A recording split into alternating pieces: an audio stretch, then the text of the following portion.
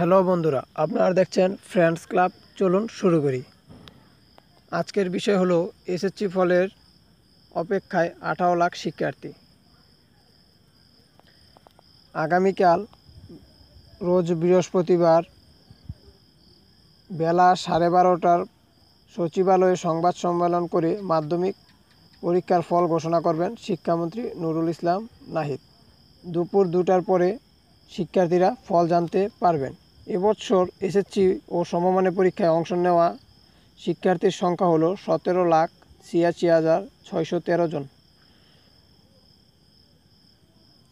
রেওয়াজ অনুযায়ী শিক্ষা বোর্ডের চেয়ারম্যান এবং মন্ত্রণালয়ের কর্মকর্তাদের নিয়ে বৃহস্পতিবার সকাল 10টায় গণভবনে গণপ্রজাতন্ত্রী বাংলাদেশ সরকার শেখ হাসিনার কাছে এসএসসি ও সমমানের পরীক্ষার ফলাফলের অনুলিপি হস্তান্তর করবেন শিক্ষামন্ত্রী। এরপর সংবাদ সম্মেলনে ফলাফলের বিভিন্ন দিক তুলে ধরবেন মন্ত্রী।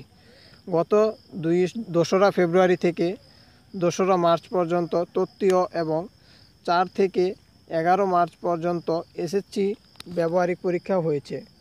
8 বোর্ডের অধীনে এসএসসিতে 14,25,900 জন, মাদ্রাসা বোর্ডের অধীনে দাখিলে 2,56,501 ও এসএসসি ভোকেশনালে কারিগরি 1,04,212 জন শিক্ষার্থী পরীক্ষা দিয়েছে। গত বছর এসএসসি ও সমমানের পরীক্ষায় 88.29% শিক্ষার্থী পাস করে। এদের মধ্যে জিপিএ 5 পায় 1,09,761 জন। কিভাবে আপনারা রেজাল্ট পাবেন তা জেনে নিন। এসএমএসে ফল।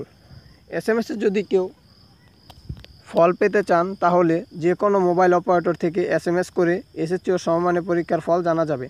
এসএসসি বা দাখিল লিখে স্পেস দিয়ে বোর্ডের নামের প্রথম 3 অক্ষর লিখতে হবে। এরপর স্পেস দিয়ে রোল নম্বর লিখে স্পেস দিয়ে 2017 লিখে 16222 নম্বরে এসএমএস পাঠিয়ে ফল জানা যাবে। এছাড়া কেউ যদি ইন্টারনেট থেকে ফল জানতে চায় তাহলে শিক্ষা বোর্ডের ওয়েবসাইট হলো http://www.educationboardresults.gov.bd থেকেও পরীক্ষার্থীরা ফল জানতে পারবেন। শিক্ষা প্রতিষ্ঠানগুলো www.educationboardresults.gov.bd ওয়েবসাইটে গিয়ে ফল ডাউনলোড করতে পারবে। বোর্ড থেকে ফলাফলের কোনো হার্ড কপি সরবরাহ করা হবে না। তবে বিশেষ প্রয়োজনে জেলা প্রশাসক ও উপজেলা নির্বাহী কর্মকর্তার দপ্তর থেকে ফলাফলের হার্ড কপি সংগ্রহ করা যাবে বলে আন্তঃশিক্ষা বোর্ড সমন্বয় সাব কমিটি জানিয়েছে। ফল পুনর্নিরীক্ষা।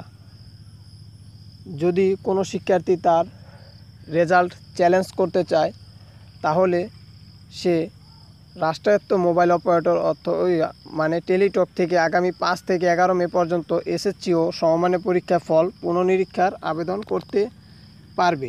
ফল পুনর্নিরীক্ষণে আবেদন করতে RSC লিখে স্পেস দিয়ে বোর্ডের নামের প্রথম 3 অক্ষর লিখে স্পেস দিয়ে রোল নম্বর লিখে স্পেস দিয়ে বিষয় কোড লিখে 16222 নম্বরে পাঠাতে হবে। ফিরতি এসএমএসে ফি বাবদ কত টাকা কেটে নেওয়া হবে তা জানিয়ে একটি পিন নম্বর, পার্সোনাল আইডেন্টিফিকেশন নম্বর দেওয়া হবে।